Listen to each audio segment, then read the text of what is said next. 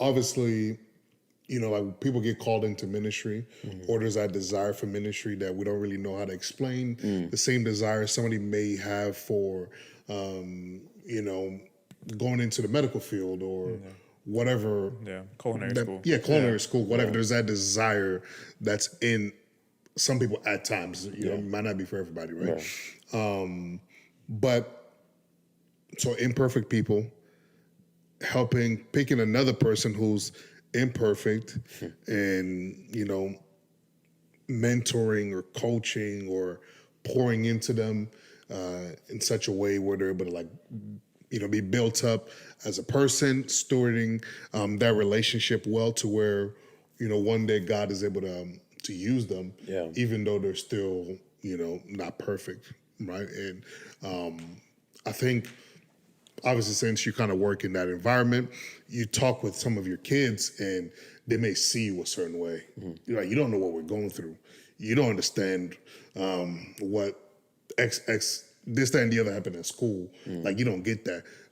In the sense, you're placed in this position where, like you're stewarding the young adults ministry, but the kids, some of them may feel like you don't relate to them because they don't know that you're still a person. They see you as this person that's in front preaching, and they associate that with perfection. They associate that with you don't make mistakes. Whereas it's like those of us that know you on a different level than they may do, we're like, oh, he's working through this, he's growing through this, he's doing all this. So talk a little bit about the challenges of growing as a person while yet still having to be in front of, students that they themselves see you as perfect and they don't see themselves as anything good or valuable or anything like that. Good.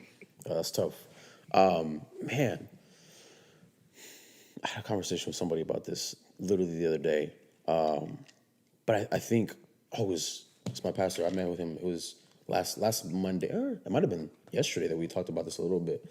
But it was just one of those things where I think about, and I think me not being too far removed from where they're at, for the older ones at least, I know how they're thinking of me because I'm like, okay, I thought of my pastors in the exact same light, but all it took was my pastor being transparent and honest, right? Not even, it doesn't always have to be from the stage, but just an everyday conversation, doing things like apologizing for whatever, right? Doing things like that is oh, wait, you just said sorry to me. What? That doesn't even, people in leadership positions don't apologize for things. They just do things, they make mistakes, but they never acknowledge it, right? Or that's how it should go or whatever. But it's one of those things where I have consciously made a choice, almost at any time that I get to, point out something that I'm not good at. As much as possible. If I'm teaching something, we literally taught on, I taught on relationships 2 weeks ago, and I suck at relationships really, really bad. And I literally, the first thing that I said, I think it was the first thing that I said, I'm like, hey, I'm not teaching from a place of perfection or a place of completely getting this right. I'm teaching from a place of brokenness and a place of where I've literally fallen short in this every single time I've done it, right?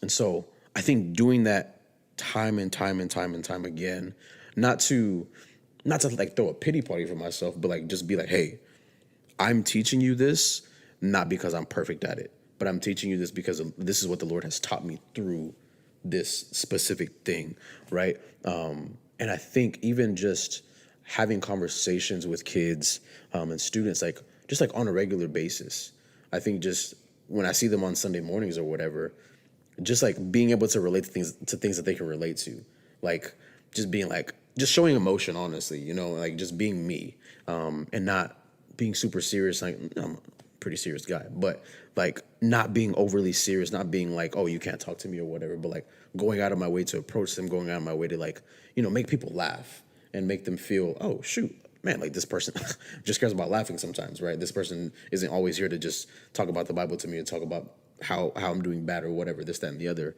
But it also helps a lot. I think that a lot of my students, the older ones at least, they're friends with my little brother. And so they're at the house a lot. They're always at the house. But they see me in my space. And so it's different seeing somebody in their workspace than it is to see somebody like in their home, right? Because you get to see that different side of them. They're just more, they're not like on guard or whatever. They're just not that pastor or whatever it may be.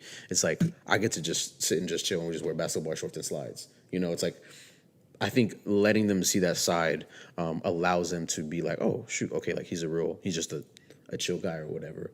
But I think also just like it's been a hard thing where I've never wanted to be seen in that light where it's like, oh, like this guy's just perfect. This is God's anointed or whatever, right? That's not let's not do that. But it's been if it's had to be a conscious thing for me.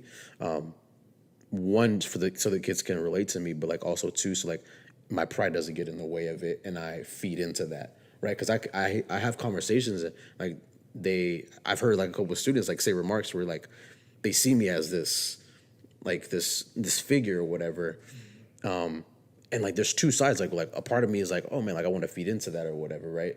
And I want to be like, oh shoot, yeah, you know what, that sermon was good. That, you know, I do know a lot of scripture. I do, you know, this, that, and the other. But it's like the other side of me, and I know this. The conviction is like, man, like, who do you think you are, bro? You're just being used as a vessel. Like, calm down. You know, like if he wants to take you out of this, he'll take you out of this right now. You know, and so Yeah, showing your humility and your humanity. yeah, Because